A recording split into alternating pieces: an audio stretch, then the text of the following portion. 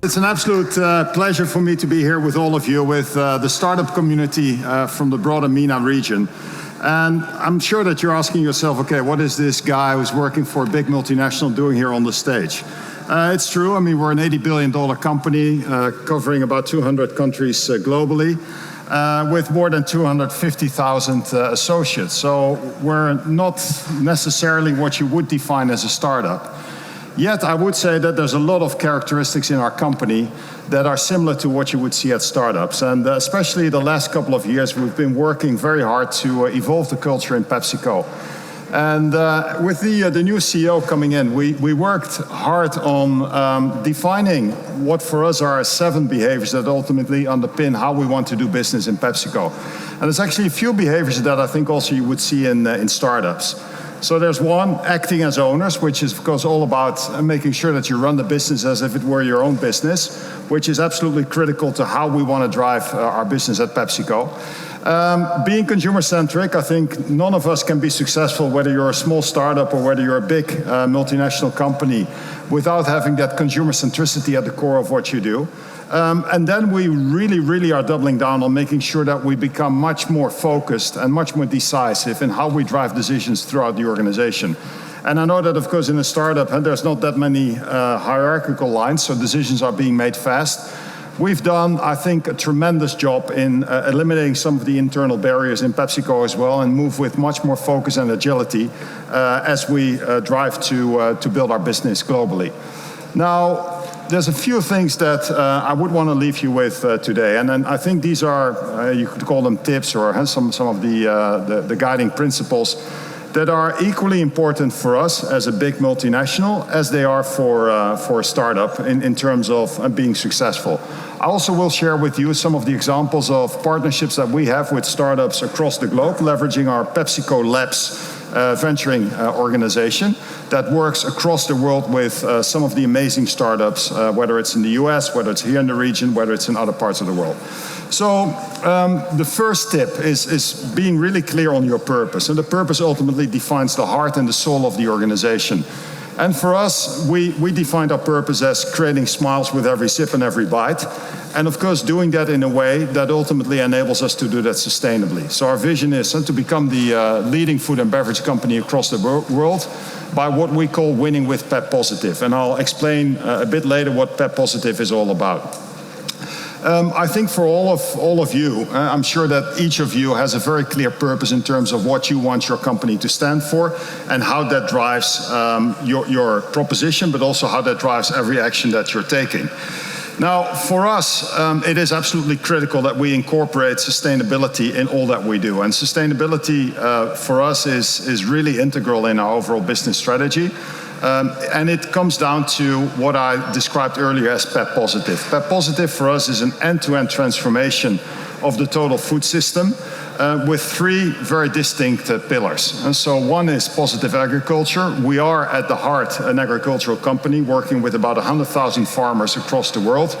And we've made some very bold commitments in order to have a real positive impact in agriculture. So one of them is converting all the land that we're using to grow our crops, which is about 25 crops in 60 countries today, to regenerative agricultural practices. And that is a massive task for us to do. We also have set ourselves a commitment to uplift the livelihoods of 250,000 people in our agricultural value chain. And as I said, today we're working with about 100,000 farmers globally, so you could easily double that number in terms of the impact that we have in agricultural communities. The second pillar for us is what we dubbed positive value chain. And again, some very bold commitments that we've made here. So first of all, we want to become a net zero company by 2040.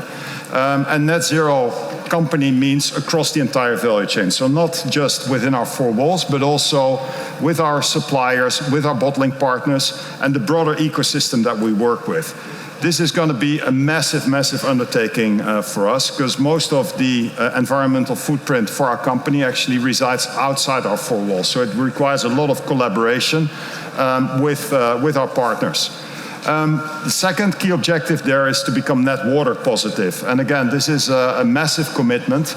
It focuses both on reducing water usage within our four walls, but also ensuring that we deploy technologies that we have within PepsiCo, but also technologies that we actually work on with some of the startups to the broader ecosystem so that we can become net water positive by 2030.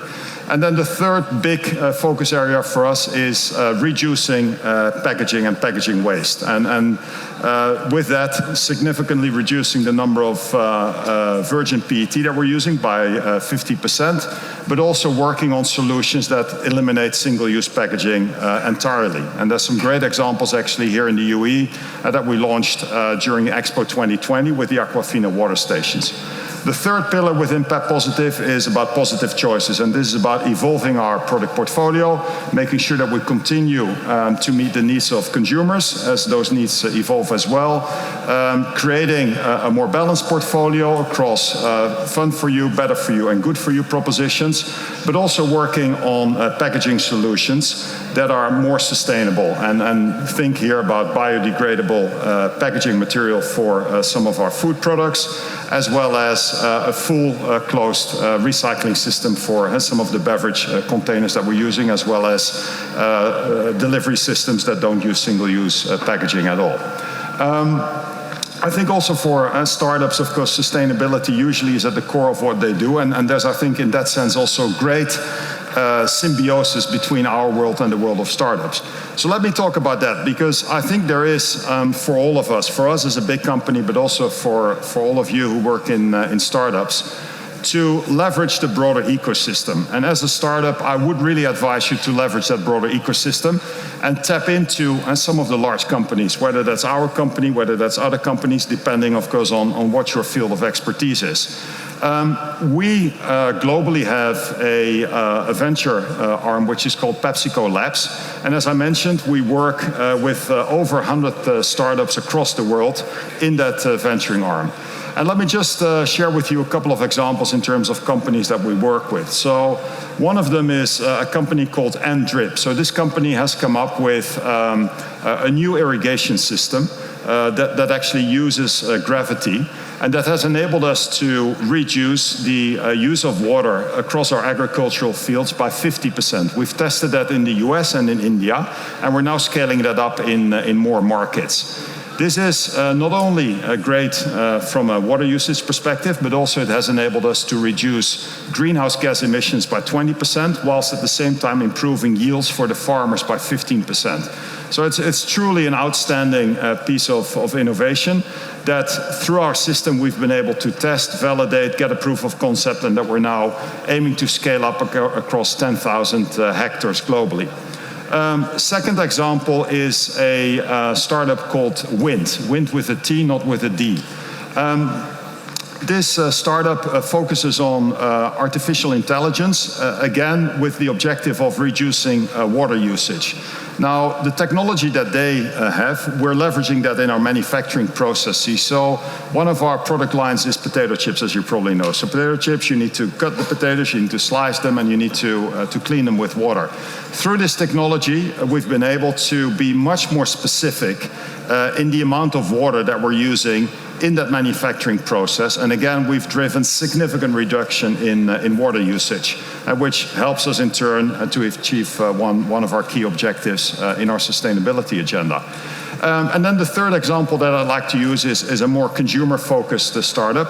It's called CreateX, and this is a startup that, again, uses artificial intelligence and machine learning and really helps us predict the success of some of our digital assets, and also helps us refine the messaging of our digital assets that we're using for our brands. So some of the examples of startups that were identified as part of the PepsiCo Labs. Then recently, a couple of months ago, we launched the MENA edition of our Greenhouse Accelerator program. So this is a program, again, focused on startups. The program started about 5 years ago, first in Europe. I actually launched it in the US a couple of years ago. And with this program here in the MENA region, we focus on startups that actually help us address some of the sustainability challenges that we're facing as a company. We've now identified 10 finalists, And those finalists are competing to ultimately get a $100,000 seed fund to help them scale their business. Now, the way that we work with these startups is not just by providing them an initial seed fund, but also by providing them with mentoring, giving them access to our network. And for us, it's a great way actually to tap into some of the innovative ideas that are out there. But it's also a great way actually for my colleagues and for myself to be exposed to the way that startups work. Because as I said, that's one of the things that we can still do more of in PepsiCo, which is really boost that entrepreneurial spirit in the organization. Now, two examples that I'd like to share with you of the MENA version of the Greenhouse Accelerator program. One is a company called Nadira. So this company actually focuses on waste management solutions. And it's a company that helps us actually address some of the challenges that we have with, as I said, packaging material, and making sure that we create a world where packaging never has to become waste. And then the second example is a company in Lebanon that is a social impact company. And again, this company also focuses on packaging and packaging waste, and helps us, again, identify not only technologies but also systems to help create that circular economy for our packaging material. So for us, the world of startups is a great way to tap into some of the new technologies, but as I said, also a way for us to help us evolve our culture in the company, and for our associates to learn what it is to really run a startup. Then the fourth tip that I'd like to leave you with, which is, again, within PepsiCo, I would say alive and kicking, which is ensure that you really have all your team members participate in the success of the company. And we launched a program which is called The Next Big Idea. And it's actually a great program. So it's almost like the accelerator program. So we open up for all associates across the world. Everyone can come up with a great idea that will either have an impact on the growth of the company, will have an impact on the sustainability of the company, or can help us drive productivity. People team up in teams. As members of the organization, you actually get funds to vote for one of the teams, and then ultimately there is, of course, a finale where the teams are competing, the teams that are in the finale, against each other to ultimately become the next big idea for the company. So this year we just finished the edition for this year. Again, there was a big focus on sustainability and specifically on agriculture, and we had a team, a five-member team. With all female colleagues from across the world that came up with a great idea for us to reduce waste within our agricultural value chain, and the name for their company was Cultiwaste. So they won the award, and you can see the colleagues that walked away with that award. The last tip that I'd leave you with, which is for us as a company critical, and again I think for startups equally so, is making sure that you have an inclusive culture and that you really drive a diversity of thought and as I said, inclusivity in your organization. Now for us that exemplifies itself in a couple of different ways. There's of course some very hard objectives that we set ourselves, like many other big companies have set themselves, moving to a gender-balanced organization when it comes to managerial positions in the next couple of years. We're well on the way, but it's equally fair to say that we still have some work to do to get there. And then second is also making sure that we really empower our entire organization, specifically our female colleagues, to ensure that we can help really elevate what we say at the bar on talent and diversity. And there's a couple of programs in that regard that we've rolled out across the world. There's one that we specifically launched here in the division that I'm responsible for, which is Africa, Middle East, and South Asia. That program is called Inspire. And it's really an inspiring program. So we had about 50 colleagues participating in that program. We worked with some of the leading universities across the world. We had some real-life cases. And I think it was a great way to help accelerate the development of great talent in the organization and get that talent ready for next big roles within our organization. And then we also do quite some work in the communities and countries where we operate. And there's 2 initiatives that I'd like to call out here specifically. One is in Pakistan, where our team launched what is called Roshan Kal. And Roshan Kal is Bright Future, or Bright in the Future. It is the largest internship ever launched in Pakistan. So we had 1,000 people participating in that internship last year across our system. So that includes our company as well as our bottling system. And it is a great way for us to tap into the amazing talent that there is in Pakistan, but also to ultimately select some of the talent to come and work for our organization. Then the second example that I'd like to leave you with is Tamakani. That is an initiative that we've launched in Saudi Arabia, which focused specifically on female entrepreneurs. And again, it's like a contest, so you can apply. We select a few of those entrepreneurs. We work with them. We provide some funding, but also we provide coaching and mentoring. And it's a very successful program with a few entrepreneurs that now really have scaled up their business successfully.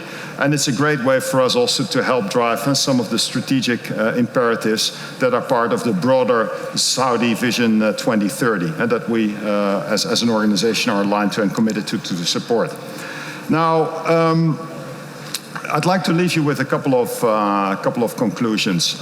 First of all, for us as a big company, all of you are critical to help further drive the success not only of our company, but of many other companies across the world. So there's an open invitation to all of you to engage with us, and of course based on whether there's mutual interest, see if we can further explore a potential partnership. Because for us it's a great way actually to tap into some of the brightest minds in the broader industry and economy, but specifically here in the region also, for us a great way to engage with startups and also have a meaningful contribution to the economic success of some of those startups. There's also for us, as I said, an absolute desire to double down on our sustainability efforts as part of PEP Positive, which is the end-to-end transformation of the food system I talked about earlier. So for those of you that specifically have ideas that could stretch across our entire value chain, please put your name forward, and I look forward to engage with all of you.